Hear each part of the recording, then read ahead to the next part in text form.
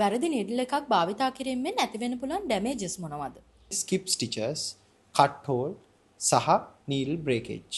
Stitch එකක් skip වෙනවා කියන එක. මේ කියන්නේ මොකක්ද? Japanese original organ needle එක. නිර්මාණය කරලම තියෙන්නේ skip stitches අවම කරගන්න.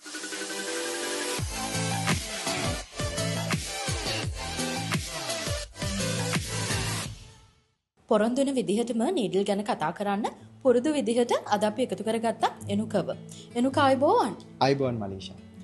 එනුක දැන් මේ සොයින් බිස්නස් එකක් කරන කෙනෙක්ට එයා මහන ගාමන්ට් එකේ ක්වොලිටි එක ඉතාම වැදගත්නේ. ඉතින් මේ ක්වොලිටි එකයි මේ ක්වොලිටි එකට කොහොමද නීඩල් එක සපෝට් කරන්න කියන කාරණාව අද අපි කතා කරමු. ඉතින් එනුක මට මුලින්ම කියන්නකෝ වැරදි නීඩල් එකක් යූස් කරපුවාම ඇති වෙන්න පුළුවන් ගැටලු මොනවද? ප්‍රධාන වශයෙන්ම ඔබ වැරදි නීඩල් එකක් භාවිතා කරොතින් වාගේ ගාමන්ට් එකේ ක්වොලිටි ඩිෆෙක්ට් එකක් වෙන්න පුළුවන්. ඒත් එක්කම වාගේ මැෂින් එකටත් මේකෙන් ඩැමේජ් එකක් වෙන්න පුළුවන්. ඔව්. වැරදි නීඩල් එකක් භාවිතා කිරීමෙන් ඇති වෙන්න පුළුවන් ඩැමේජස් මොනවද? අපි සාමාන්‍ය එදිනෙදා ජීවිතයේදී මහනකොට නීඩල් වලින් සිද්ධ වෙන ප්‍රධානම ප්‍රශ්න ටික වෙන්නේ ස්කිප් ස්ටිචස් එනවා. ඔව්. ඊට පස්සේ කට් හෝල්ස් එනවා. ඒත් එක්කම නීඩල් කැඩෙන්න පුළුවන්. ඉතින් මේවා තමයි මාකට් එකේ තියෙන ප්‍රධානම ගැටලු ටික. ඊට අමතරව තව ගැටලු තියෙනවා. ඒත් ප්‍රධාන වශයෙන්ම අපේ මහන ව්‍යාපාරිකයන් සහ ගෙදරදී මහන ඔබට ඇතිවන ගැටලු තියෙන්නේ ස්කිප් ස්ටිචස්, කට් හෝල් සහ නීඩල් බ්‍රේකේජ්. නැත්නම් අපි කියනවා නීඩල් කැඩී යෑම. මමත් වැඩිපුරම අහලා තියෙන දෙයක් තමයි එනුක ස්ටිච් එකක් ස්කිප් වෙනවා කියන එක. මේ කියන්නේ මොකක්ද? ස්ටිච් එකක් ඇති වෙලා නැති බව. ඉතින් මේ අවස්ථාවේදී ඔයාගේ ෆැබ්‍රික් එක ඉහළින් බැලුවොත් ඔබට පේනවා ත්‍රෙඩ් එක මැහිලා නැහැ. ඉදිරියට ගමන් කිරීමක් පමණයි. ඉතින් මේක ක්වොලිටි ප්‍රශ්නයක්. මේ ප්‍රශ්නේ අවම කරගන්න විදි තියෙනවා. හරි එනුක. එතකොට මේ ස්ටිච් එකක් ස්කිප් වෙන්නේ මොන අවස්ථාවලදීද? මලීෂා ගොඩක් අය ස්කිප් ස්ටිච් එකක් ආපු ගමන් බලන්නේ නීඩල් එක දිහා. ඒ වුණාට ඔයගලන් සමහරක් විට නොදැනුවත්ව ඇති ඔබගේ මැෂින් එකේ තියෙන ත්‍රෙඩ් සෙටින් එක.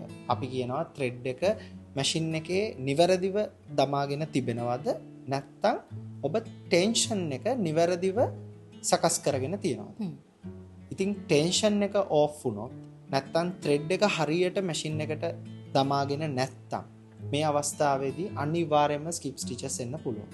ඉතින් මුලින්ම කරන්න ඕනේ ත්‍රෙඩ් සෙටින්ග්ස් හරියට තියනවාද කියලා බලන්න.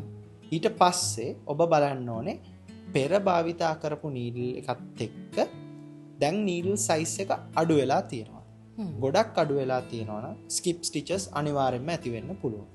මේකට ප්‍රධානම හේතුව වෙන්නේ ඔයාගේ දැන් තියෙන ටයිමිං සෙටින්ග්ස් එක දැන් භාවිතා කරන අඩු සයිස් නීඩල් එකට ගැලපෙන්නේ නැති නිසා.